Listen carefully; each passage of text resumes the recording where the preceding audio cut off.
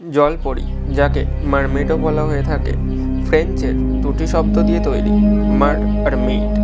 মার শব্দের অর্থ সাগর আর মেইড মানে স্ত্রী। সৃষ্টির দ্বারা এমন রচনা যার অর্ধেক শরীর নারী আর পায়ের জায়গায় মাছের মতো লেজ হয়। তাছাড়া অনেক লোককথার গল্পে জলমানবেরও কথা শোনা যায়। আর লোককথার বললে জলপরীরা মধুর গান করে মানুষদের নিজের দিকে আকর্ষিত করে। আর এমন মনে করা হয় যে মানুষ তাদের গানে আকর্ষিত হয়ে সমুদ্রে লাফ মেরে দেয়। অনেকবার জলপরীদের সাহায্যকারীও মনে করা হয়। জলপরীরা সারা পৃথিবীর অনেক সংস্কৃতির লোককথাতেও আছে, যাদের মধ্যে ইউরোপ, এশিয়া ও আফ্রিকাতেও তাদের অস্তিত্ব মেলে।